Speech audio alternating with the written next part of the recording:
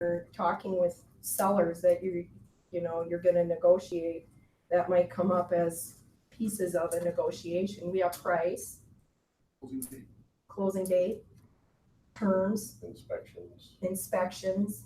Because really, when you negotiate on a property or in a transaction, you negotiate out the gate up front initially, but then you negotiate again a lot of times after inspection, because then buyers come back and sometimes with what I call a hit list. It's advanced. And so that kind of falls back to agents prepping buyers when you're meeting with buyers and setting expectations with buyers for how you negotiate. I personally, when I work with buyers, say to them, we've now negotiated the price of your home. When you inspect, the purpose of an inspection is to find out if there's something about that house that we currently are not seeing that would be so problematic you don't want to buy the house unless that seller is going to remedy that. This is not new construction. We're not going to come back now with tape and say, oh, that window's cracked, that screen's ripped. See it now, because now we're negotiating. It's not a second opportunity to negotiate and get all the little flaws that we know exist in the house.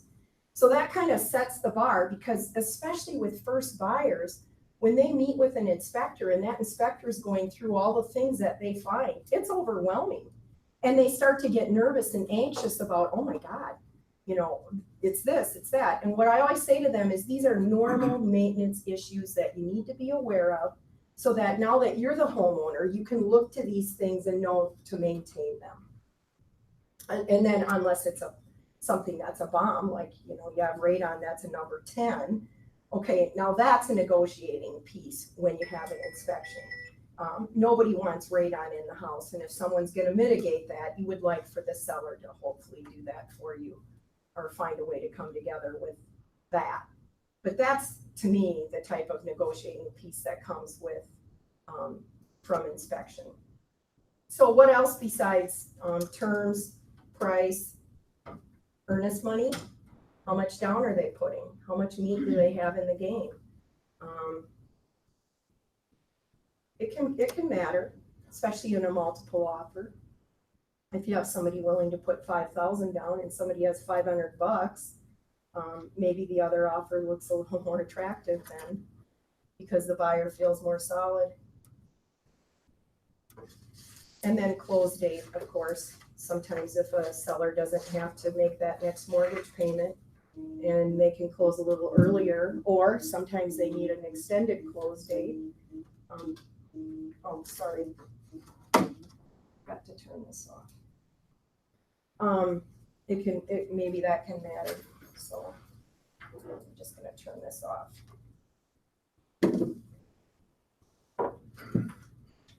Offering a home warranties too, sometimes will offset some of those issues that might come up. Yeah. Like washers, dryers, furnaces, stuff like that. Yeah. With a lot of my first time buyers, especially, they're so young. I mean, I had 2 girls recently that were 19 and 20 years old buying their first house, no joke.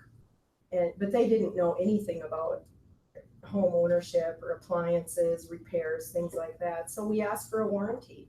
It's just a little bit of a security net for them, so that when they moved in, if something did go wrong, they'd at least have an opportunity to have it fixed or replaced, because they both work minimum wage jobs.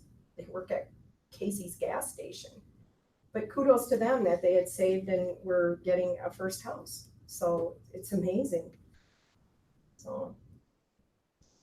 So when you're negotiating, there's 3 steps. It says prepare, present, position. So to prepare, you want to know what your end goal is. And a lot of times, just ask your sellers, why are you selling? And find out what the motivational piece is for them and how important it is for them to move. And what's the timeline involved in that? If you know what the piece is, why are they moving? That is a key element when you come back to negotiating, to understanding how that seller is going to react. Sometimes they really don't care. They're moving because they're going to downsize, or they're just going to make a change because they kind of want it, but it's not desperate. Other times it's a critical need. Recently, I had a couple selling because one of them had substantial medical issues and they were needing to get out from where they were living into something significantly less because the medical bills were killing them. So that's a huge motivational piece now when we go to negotiate later, knowing that they need to sell. They have to sell because they have a financial burden hitting them. So prepare by finding out, why are you selling? And then with buyers, find out, what their piece is. What makes you want to buy a house now? And why is this your favorite house of all that we looked at? Figure out how badly they want it. And sometimes if you just ask a question and let them talk, you can get a lot more out of people by just being quiet and letting them spill the beans on what's going on in their lives, especially when you have couples. I'm working with a couple right now where he doesn't want to buy a house and she does. So they're buying a house. And so every house I show him, she loves, there's something wrong. And so I had to sort of have a come to Jesus with him one day. And I just had to say, Ryan, I get it. You're not really that happy about the process, but at some point you have to give me your list of what do you have to have. And then I will find that for you. But we can't keep kicking tires running around looking at houses because you're ornery, she wants to buy a house and you're mad at him because he doesn't. So you need to come together as a couple and decide you really want to do this, or we need to take a break and you need to not look at houses for a while and come back to me when you're really ready to launch. And so they did that. They talked about it that night and came back the next day and they were both ready. But it was killing me, going out on a Saturday and showing 5-6 houses and she's crying because he doesn't like one house. And it's like, I'm not getting in the middle of that. So it was, finally I just had to say, I can't do this. You guys have a problem, work it out. So it comes down to knowing your client. I think that was that point of knowing your client. When you're in a situation like that, you almost need to focus on the guy that doesn't want to buy because you have to find out what would be his trigger. Right. What's the thing that's going to make him the happiest? Right. And just exactly what you said, just listen. Yeah. Because you're going to pick up on, ooh, he likes the garage. Mm-hmm. So if I can find a nice man shed for him, And that's really what I told him. I said, Ryan, just give me your top 2 things if I find out you'd consider the house. What is your bell? I mean, what is it that really is going to make it that you like that house? Turns out he wanted a house that had a bigger yard. He wants a yard. He's got a big dog, he wants a yard, and he wanted maybe some privacy in that yard. That was huge to him. And if he could get a double garage, he'd love a double garage man pad. And it didn't have to be dialed out right now because he has the ability to repair and fix and do things on his own, something else I didn't know. So, good to go. And so just finding out from them, what do they want? Do you worry about, when you have to have that come to Jesus moment, do you worry that they'll walk away from you? Nope. No. They just need that guidance Usually I don't know. I usually have pretty good relationships with the people that I work with. And I always say to them when I meet with them the first time, the most important element in the process of what you're doing right now, purchasing or selling a home, is trust and confidence in the person that you're working with. And I'm honored that you've selected me to work with you. And I want you to know, if at any time you ever start losing that trust or confidence, or if I'm not meeting the bar of expectation on some level, don't tell everyone else but me. Tell me so I can fix it, because it's huge to me that you have real confidence in what I'm doing for you. This is probably the biggest investment you're going to make. So we need to make sure that we all feel like we have a great team. And that team isn't just us, it's also your lender, it's the title company, it's all the people that are involved in this whole transaction, because we want it to run smoothly and effortlessly. And so, and then, when you're out with people, you just start that rapport where you start talking, and what Deb said was you just let them talk. Like, I'll bring up a topic and then I just let them go at it. And then I learned so much about them. And you can figure out even dynamics between couples. Like, it doesn't take long to figure out who's going to be the one that you're really talking to when you do negotiate. And sometimes it's him and sometimes it's her. And by just watching them and letting them talk and listening, you can figure out pretty quickly which person is your real target when you start negotiating. So, but most of the time I say to people, okay, we got to talk. And with that couple, he knew. I try never to use body language that showed that I was ticked, but I was the last Saturday that we were out, and it was just not a very nice day, and I'm running all over, and I know that Ryan's not going to take a house. So I thought, okay, I got to really think about what I'm going to do, and that was when I said, okay, we need to sit down and talk about this and what's happening, because I don't think we're ever going to get you a house unless you guys sit down and work out whatever's going on between the two of you, because we all know what's going on. So, and then they came back and it was good. So did you do it? You said you were ticked, Mhm. trying not to show it. Did you do that day, or did you let yourself calm down and make a meeting with them? I calmed down in my car Okay, in between houses, and I tried in my mind to think, and I talk out loud. I talk to myself a lot. And There's a I word for practiced a script in my car on how I was Sure. gonna talk to him and what I was gonna say, because sometimes when you start saying it, it's like, ooh, yeah, that's not so good. I gotta reword that.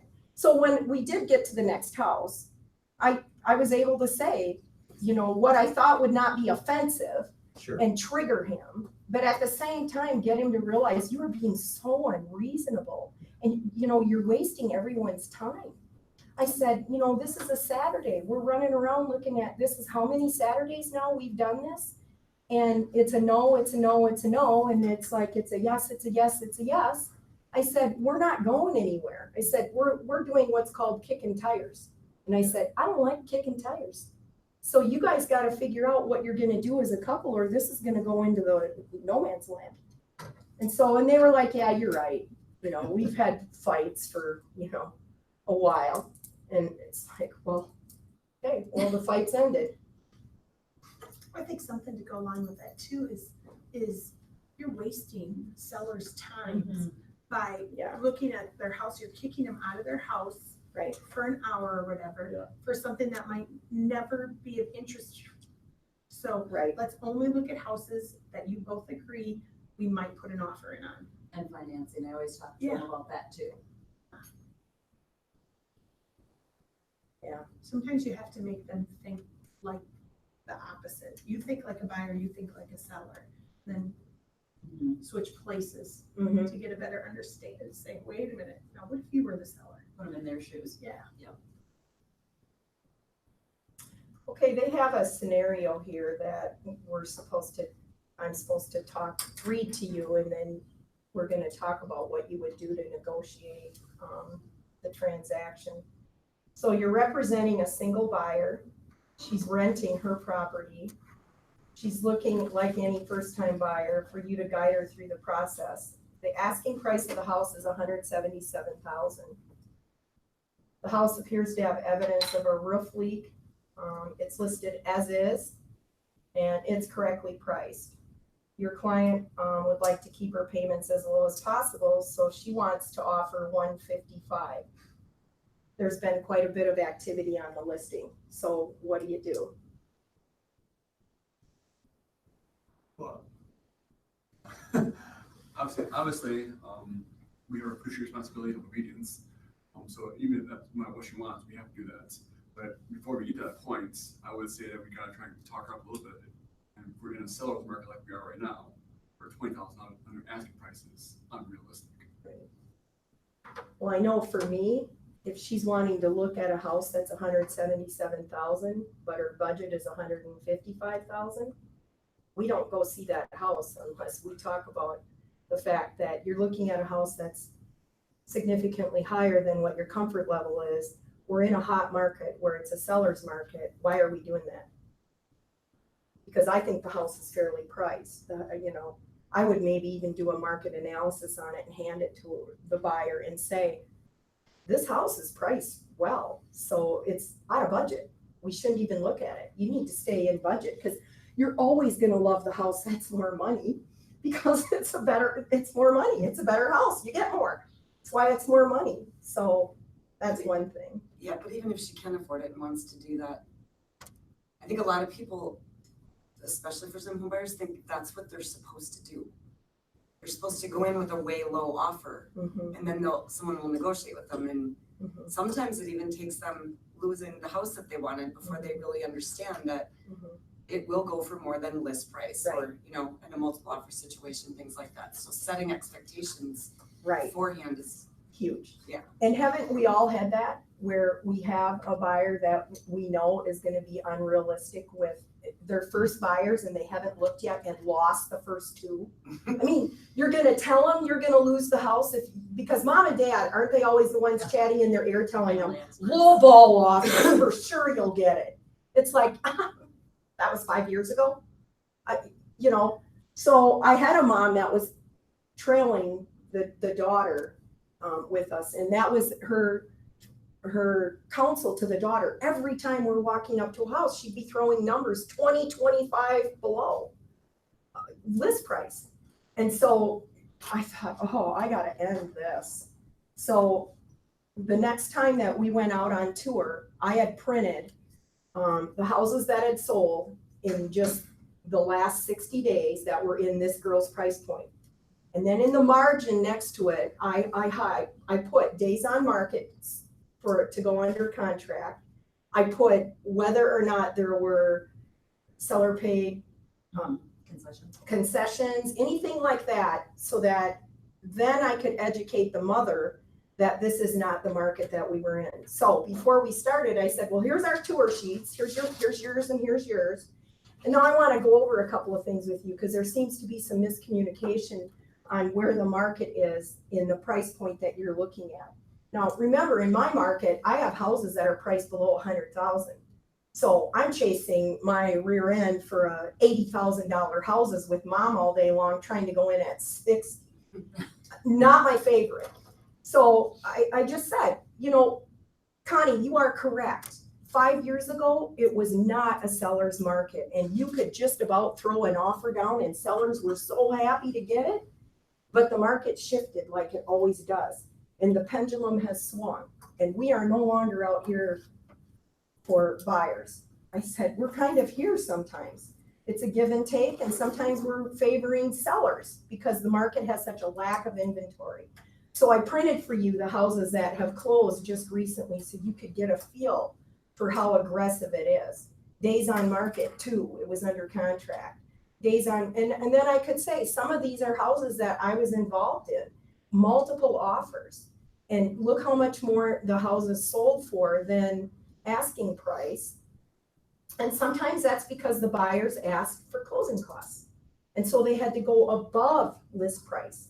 And you're gonna do that. You're asking for closing costs. So I want you in your mind to be prepared if a seller comes back to you and says, great, we'll help you with your closing costs, but you got to add it on to the purchase price. So now you're not even going to not make a lowball offer. You're going to go above list price to get the house, if it's the house that you love and you want. And we'll find it. You'll know when it's your house, because you're going to walk through the door and you're going to want that house. So it just comes down to setting expectations and sometimes just giving information. I say information's power. And the mom kind of tight-lipped and annoyed with me, but it made sense. And she stopped doing it. She stopped saying, oh, go in at 60. Because that was her favorite number on every house. It was like $60,000 was the magic number. It's like, no, we're not ever going to get you under contract then. stay home. So, well, Yeah. you wish. You wish. That's almost better, I guess, than having them show up at the inspection when you had no idea what they were gonna be like, and then all of a sudden they're like, oh, ask for this. Oh, I cry when I see a dad show up. Yeah. Especially if he's any kind of construction something. He's an expert. He's an absolute expert. And it usually doesn't go well. Mhm.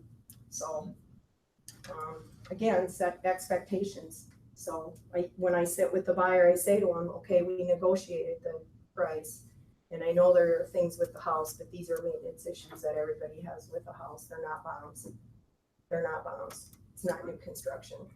And the price of the house is all, for the most part, the price of the house is always taken into consideration, the age and the condition. Yep. So we have to remember that going in. Yeah. And sometimes it's hard to remember because champagne tastes your budget. Right. But like, Yeah. okay, we're in the $100,000 price range, so you have to remember. Yeah. So especially in our market, if you have a buyer and you know that your buyer is ready to maybe make an offer, what's one of the first things that you do when you know that there's some interest in a house? Call the other agent to see if they have other interest or other offers on the table, especially in our market. Because houses priced below 140 down in Austin, if it's been on the market for a day or two, almost always you know that there's offers. Or it's already under. And like, when are you signing the presenting all the contract. offers? If you know it's a great house in a great location, it's like, well, did you already present or do I have a chance? So you at least know, geez, or why sit down and write all the paperwork if they already have an offer that they've accepted?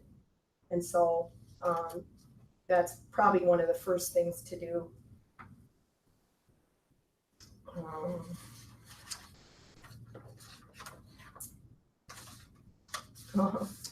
And then it talks about body language when you're negotiating and when you're talking. She rolls her eyes. No, I'm not rolling them, So- I'm like perking up. Oh, I'm listening. okay. So what are some of the positive body language cues you can pick up on when you're negotiating or talking with people? They're Mirror and contacting match. each other. Pardon me? Mirror and match. Oh, good. They got their hand like this, you got your hand like that. They've got their arms crossed, you got your arms crossed. Right. Just, I think it's something about, they taught it to us, whatever. Yeah. Well, when someone's like this, you know they're pretty closed. I mean, they're not probably going to be budging very easily right now. If they're pretty laid back or open, then you know that probably it's going to be a little bit easier process. And then the obvious ones, rolling their eyes or huffing or Or the first one that talks tense about this. lips. My favorite is when they purse their lips and they're ticked. But you can pick up a lot by just watching people's body language, and especially between two people. And sometimes I'll even offer when a couple is trying to make a decision, I'll say, do you want me to step out for a minute so you can just talk in private? Because you can sense sometimes that they really don't want to say everything with you sitting there. They're trying to figure it out. And so I just say, hey, I'll just step outside, chill for a few minutes. When you guys get done talking and you have what you think is what you want to do, then call me back in and we'll sit down and talk about it. Because otherwise we're not going to probably get there, because they have to have that minute. And I haven't had to do that very often, but every once in a while, that is the dynamic of the people that you're with. They just want to talk about it between the two of them before they give you their final say.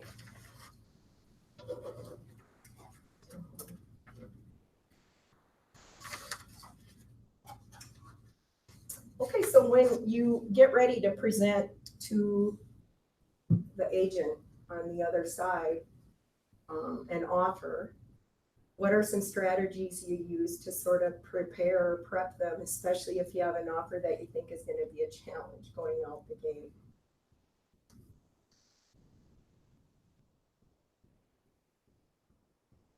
I usually ask questions. So I say, hey, how many offers have you had on the house? Well, none. I said, oh, okay, well, I didn't know, maybe you had offers and they had just declined them. So now I know they've had nothing.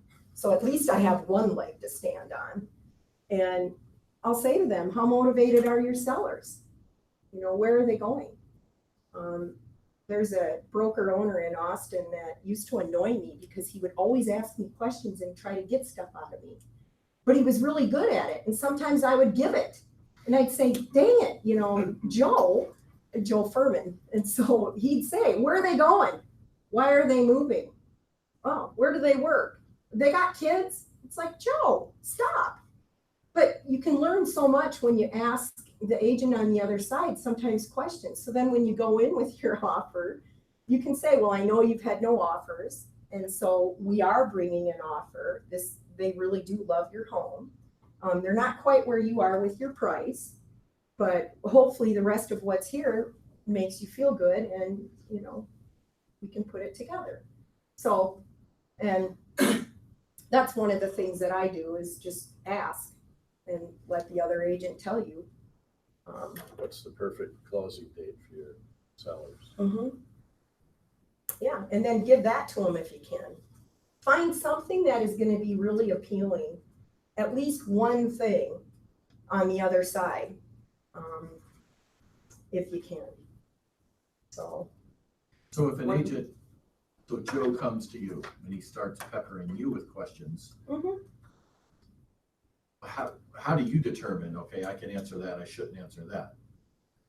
well, I know him well enough now. When I was Sure. first kind of new, I just say to him, come on, Joe, Okay, you know, really, I'm not gonna tell you that. gotcha, And he'll say, well, a guy can try. okay. So, you know, and he will, but, you know, he's been doing this 40 years, and he was, you know, he had his own business for years. He's with Remax now, he's gonna retire, but, you know, I learned a lot from how he negotiated though. And sometimes he'd be kind of a bully. He'd say, oh, come on, just tell him to do this, tell him to do that. It's like, no. I recently had an agent say to me, she did not like the offer that I had given. And she was angry that my sellers weren't going to take, or that my buyers weren't going to take the counter from the sellers. And so she called me and she said, don't you control your people? Oh, dang. Well, no. I said, no, I counsel them. I work for them. I said, really? No, I don't control my buyers, Mary. I counsel them. I try to give them good information, but I don't control them. So sad, too bad. But in the end, we did end up bringing the transaction together. So I just sat down with my people and just said, how badly do you want this? Because if we don't find a way to bend a little, if we don't bend a little and give them something, it's not gonna come together, and you won't get this one. And we can still look. And there's always gonna be another house. I just don't know how badly this is the one. You have to tell me. And they wanted it badly. So they bent a little. I said, sometimes when you're doing this, it really comes down to some people just want to win. They just wanna win. So I said, if we give them one thing that they can win at, it's a win. We might bring it together. So we gave them one thing, and that was huge. And it wasn't really that hurtful to the buyer. I mean, we went back and the buyer decided to pay half their own closing costs. So, you know, it was enough that the sellers thought, well, okay, they're trying. At least they came back and they tried. And so when I presented it, I said, this is the max they can do. They wish they could do more, and that was a lie. They could have probably done more, but I just said, this is the most they can do. They're really trying hard to come halfway and meet the seller with coming up with some money for their own closing costs. I hope this can work. I hope your sellers are reasonable in seeing that they really love the house and want it, but this is what they can do. And it worked. Then they agreed to it. So, but not all the time, you know, you don't always. Well, One remember thing that I've learned- karma, there can be karma that comes back and bites the sellers or buyers in the butt with that too. It's like, we have a deal right now where the buyer praised $20,000 less, originally said he paid closing costs. Then when he had to drop the price $20,000 because it appraised so low, then he's not willing to pay any closing cost. And it's like, just give me a little bit. Give me $1,000. You know, just help him a little bit. No. Like, okay, well then we had the big hail damage and acid. Oh. And now he has to go and get everything replaced. And he's like, well, won't your buyers pay my deductible? Sorry. Right. There was no negotiating before, there's no negotiating Right. now. It's Right. like, you know, it's that win thing. You know, they just want a little bit of a win. And that I thought was a really good point. Well, they call it the hot potato. They try to pass off their problem onto you. Yeah. Like, oh, okay, well, I'll agree to that. Now I'm not paying any of your closing costs. You can pay them all. So, you know, and sometimes you have to just be bluntly honest when you know in your heart that if you're with a seller and you know they're not gonna get a better offer, you just know they aren't. And you have to sit them down and just tell them, you know, it's my professional opinion that the offer that we have right now in hand is probably the best offer we are gonna see. And here's why I think that. And then just tell them, I wish for you, I could tell you something different, but my job is to tell you what I know to be true, and try to help you. The longer you stay on market, the less likely it is we'll even have this. And I have sellers right now. I have a house I've had listed and it's a great house, but every single person that sees it says it's a great house, a lot of square footage, but that's a lot of square footage to update. And the concrete driveway is a nightmare. And it's really long and it's really wide at the top and it's all cracked and whatever. So my seller said, well, just let an offer come and we'll negotiate that. I said, they're not gonna do it. Chris, I wish that were the case. I wish a buyer would come and be able to visualize that they could negotiate out the concrete that they can't imagine shoveling, let alone the driveway.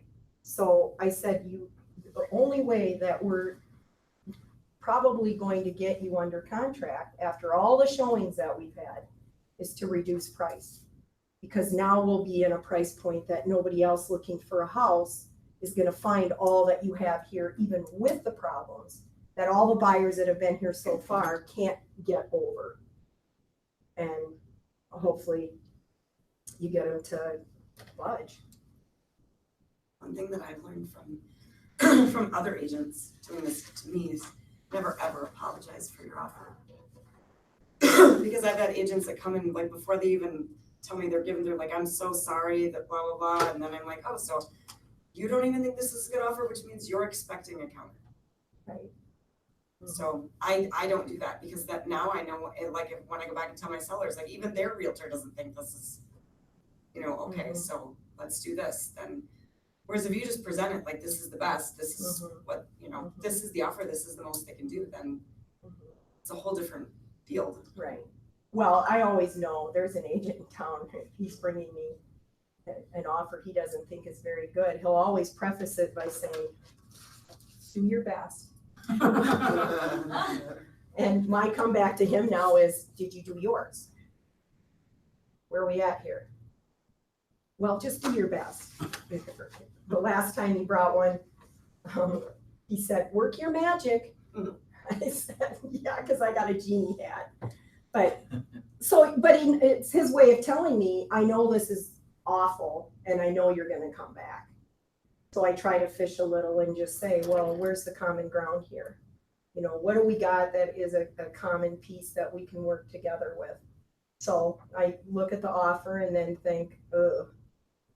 But there are usually things that are at least positives you can point out to a seller so they are not offended and angry.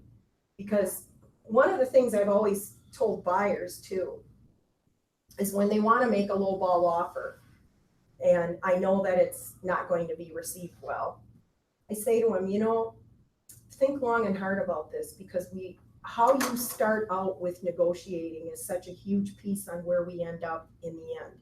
If we start out and it's offensive, and this might be offensive, then it's harsh because sometimes they don't even want to reply.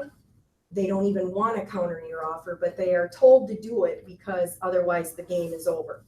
So it's like a tennis match. The ball just got lobbed in our court. At least lob it back. And I always tell sellers that too, if they get a really bad offer. I say, it's tennis. Lob the ball back. Tell them where you're at. They're just fishing. They're on a fishing expedition trying to fish to see where your bottom is. Lob it back.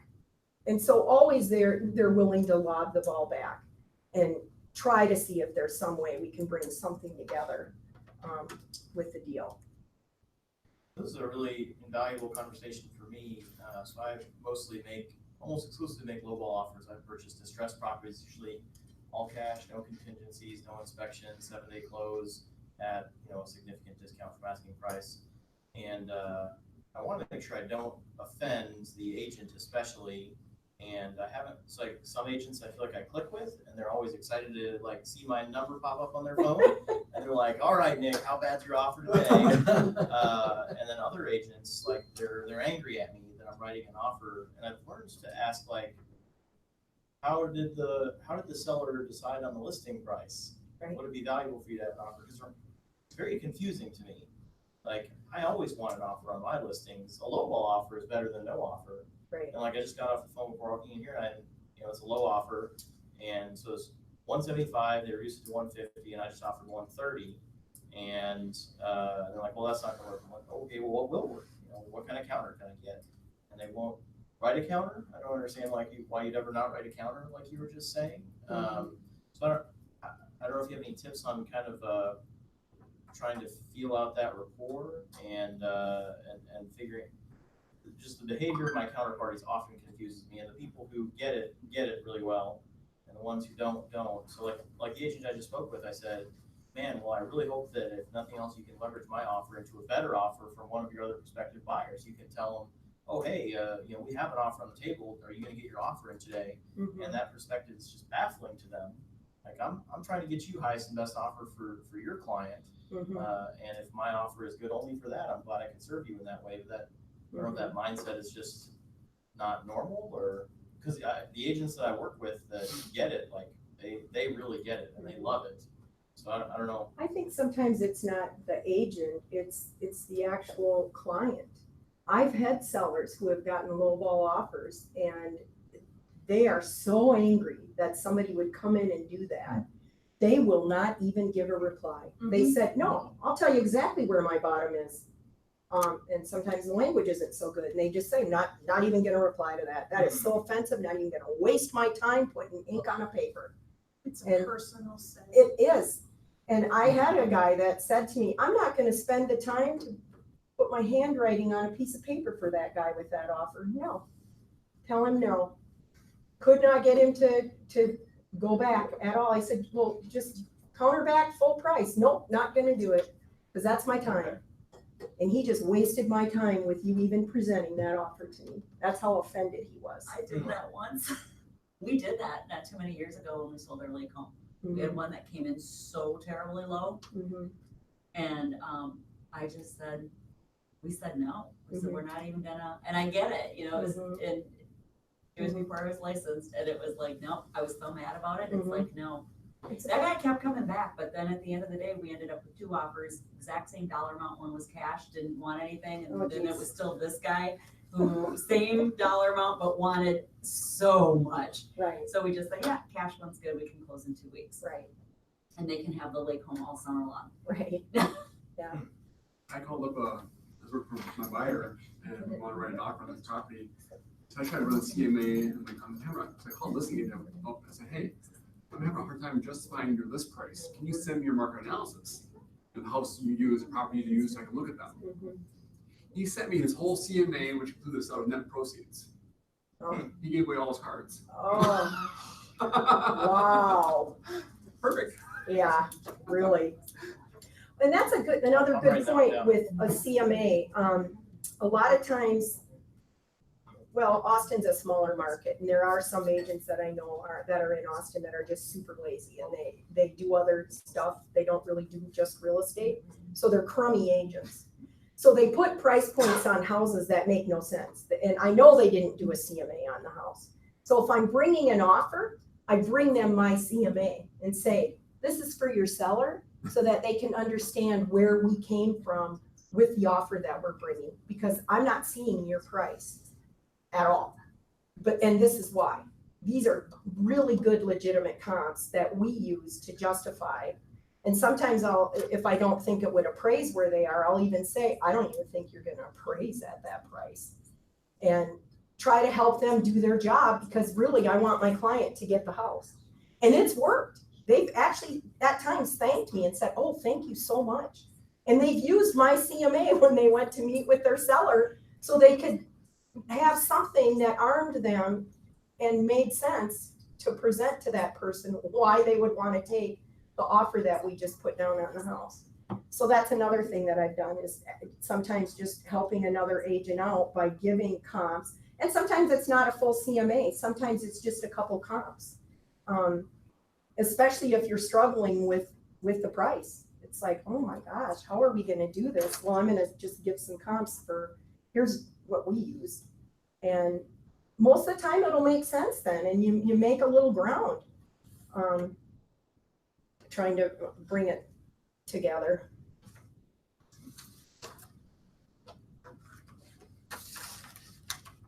Kind of on the other side of the spectrum, I was curious if you have any thoughts on shopping offers. So, it's common for there to be, I don't know, a dozen offers on a very desirable investment property day one on market.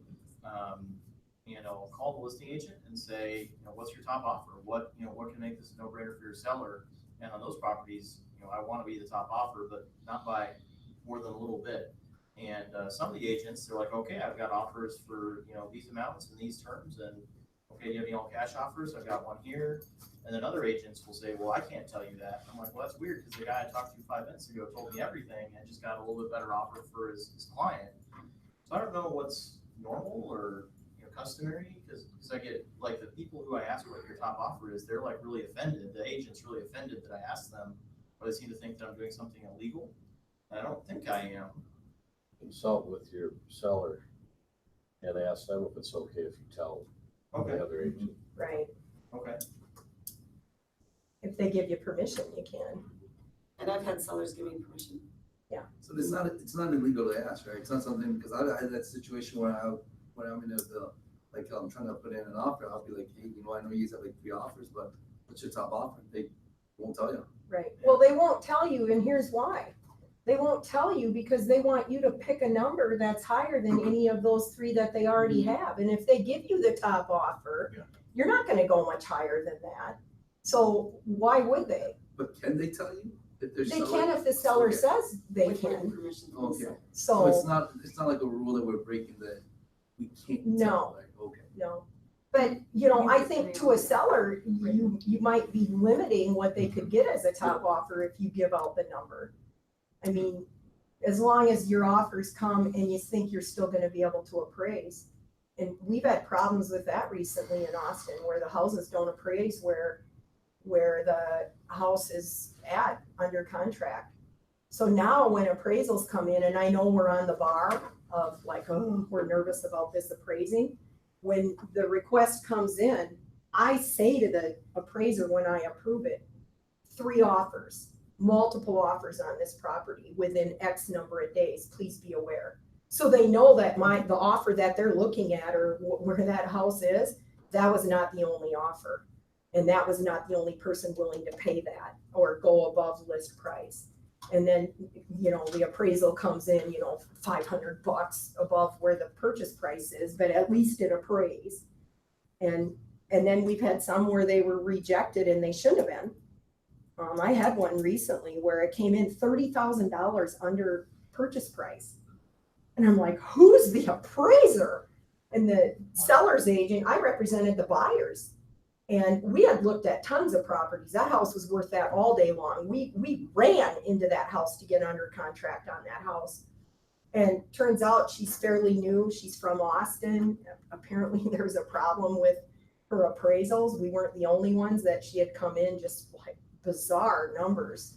So we just sent comps. We just said, what are her comps? Split entries. This was a Rambler. I said, wait a minute, where are the Ramblers? And they're not even in the same area of town. What is she doing? So in the end, the lender just called for a whole new appraisal because everybody threw a fit. We're just like, she doesn't know what she's doing. And so sometimes you have to think outside the box and think, what are we gonna do? Because these people really wanted the house, but they're not gonna get their loan if it doesn't appraise. And if I didn't think it was legitimate, I wouldn't have fought like that. But we all knew that house was worth that. So, and then they had another appraisal that came in and it was fine, but it was from somebody well experienced in the market. One of the issues we have in Austin is when we get appraisers out of the cities where or markets that they know nothing about the town, it's just catastrophic at times because they don't understand. Southeast, northeast are like night and day from northwest, southwest in Austin. Price point of homes are like, everybody wants the southwest and parts of the northwest. Most people don't want northeast and maybe a pocket of the southeast. That's just the way it is. And so they come in and appraise, they just don't realize there's that big a difference with what they're doing based on location. Wayne, have you had any problems with that? With appraisals? I don't know, I'll find out this week. We've had a lot of problem with it in Casson. Overappraised or underappraised? Under. By a lot. Oh, We got really? 3 houses within the last Oh, month. wow. New construction Wait, houses? so. New construction, 2 of them are new construction and 2 of them actually are existing. So educate me something. So let's say you put in an offer for $100,000, and if it comes underappraised, let's say it comes back at 80,000. Isn't that better? Isn't that better because now you're. It's great for your buyer. So you're- It's not good for your seller. That's just, so you're on the other point then. Uh-huh. Gotcha. Well, not only, I mean, the thing about it is for your buyer, that's wonderful, but then what happens in the negotiating power, most of the time in that price point, they're paying closing Yeah, costs. exactly. So they lose that negotiating power because the seller doesn't want to now help you with closing costs. Mhm. And they have to have it in order to close. So now you're asking them to come up with an additional. Yeah, so that's hard. One thing you can Was it all ask the for same too appraiser? is if the buyer has the financial ability to make up the difference between the appraisal and the offer. When I write conventional contracts with conventional financing, because there's not that FHA escape clause in there, I now write in the other section that if the house does not appraise to value, buyer can cancel and we can get complete earnest money At their sole discretion. refunded. Or I'll say if a house does not appraise to purchase price, seller agrees to reduce purchase price to appraised value, or buyer can cancel.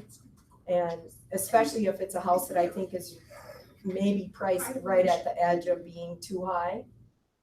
Because then it's frustrating when you find out that far down the road that it didn't appraise. Now my people might not even have a house. I had an offer where they wrote in the offer that the buyer has the financial ability to make up the difference. Yeah. It doesn't appraise. Right. Yeah, so, a property, a few weeks ago, I represented multiple buyers on that property, and I put in the offers like the first like minute it hit the market. My first buyer was knocked out almost instantly. I think they got maybe 10 offers, and they just kept telling me their top price, and I kept beating it until we were way over asking. And then at that point, they would not accept further higher offers unless there was language saying, demonstrating that the buyer has the ability to pay the difference between the appraisal and that they would follow through with the agreement, Right. basically. They would not ask the seller to cover the gap. So that's how present it is on mines for very desirable properties anyway in Rochester. I actually met with the appraiser and walked the property with the appraiser, make sure they got the bedroom count right and stuff like that. Because it's a Kutzke Park duplex, it's kind of a packed up old mansion, and it met appraisal. Yeah, that's. Well, there are agents that now write contracts and say, buyer will pay $500 above highest offer with evidence of a Yeah, fully escalators, written purchase agreement up to this dollar amount. Mhm. And then that's their way of not having to keep calling back saying, what's your highest, what's your highest? Just put it out there, okay, I'll beat the highest up to this dollar point of any offer you get to that price point, as long as you give me evidence that you had a purchase agreement at that price. Yeah. And that's the way in the cities, like where Duckworth run a lot of their business, that's the way they were writing almost all their purchase agreements for a while, Yeah. because you couldn't get a house Yeah, I otherwise. sold 3 houses up there to family members, and 2 of them we were actually going to go almost about 15,000 over, and we lost. Right, It was a bad situation. Everybody's paying for the nice Right. properties, and even with the escalation clause, and then we yeah. came back and they're like, oh, like your offer, but somebody was offering more. Right. Yeah, Well- tough luck with escalators in Rochester for some reason. The agents don't understand them. In the cities, they're ubiquitous. You gotta use them But, out there. yeah. But I've not had good luck with escalators in Rochester for some I reason. looked at the house that also included the escalator, I didn't even get the house. Mhm. We lost one with an escalation 20 grand over a list and still we weren't, Wow. So when you do that here, do they appraise then?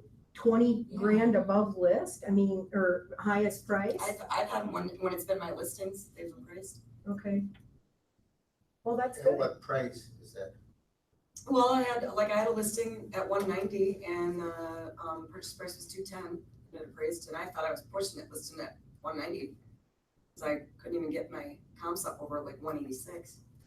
And then the appraisal came in no problem. So like at 10%. And the one that we did 20 grand over was a $180,000 house. And we had an escalator in up to 200. And I think we were second best offer, but I think we lost out because we needed seller pays, and so Right. it would have net the seller 194, and I think the other people didn't. Well, we've had parents coming in our market because, again, price point of the homes is kind of low, some of them. And the parents will pay cash, and then they close the transaction, and then the kids go get the loan after the fact, and then buy the parents out and pay off the parents. And it's the way that the parents are able to get their kids the house, because they come in and they say, cash, no inspection, we're good to go. And we'll do whatever close date you want. So that's kind of hard to beat against. I have a client doing that in the cities right now. Right. That's what I recommended. Right. Yeah, I've lost most of the offers I've made in the cities because I'm not local and just move so darn fast. So, Yeah.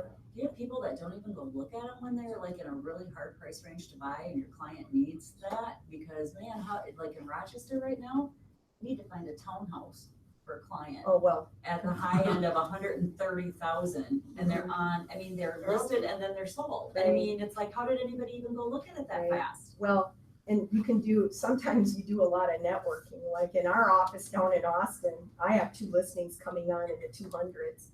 And already 2 of the agents in our office are chomping because they want to list and pen the same day. And I said to them, well, I wish I could give you that favor, but then that's not my fiduciary to my seller. I really need to list the house and let anybody else show it too, because I know your buyers approved to that, but I might get more offers, better. So it doesn't make people happy that you work with that you're going to do that, but my fiduciary is not to my fellow coworkers, it's to the person selling. And they're both going to sell in a day because of what they are. They're ramblers. They've got 3 bedrooms on the main, double garages, southwest location. I mean, you know, they're going to sell immediately.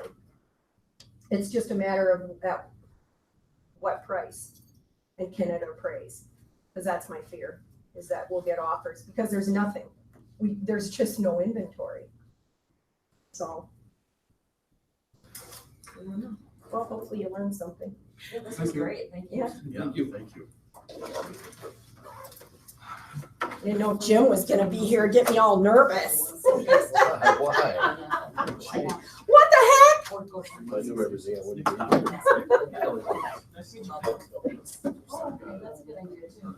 I'll send you an email to everyone saying, A friend of my son. call this person, she has a buyer. But he's got a friend in town that's living that world. That's a great idea. How to do that. So, I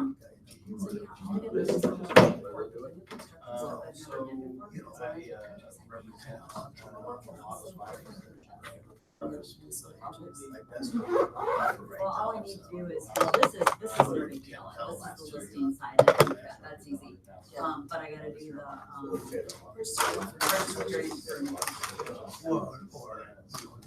And that's also. but they're doing it. Any sellers. And they want, so I can probably ask them to do this in the purchase agreement.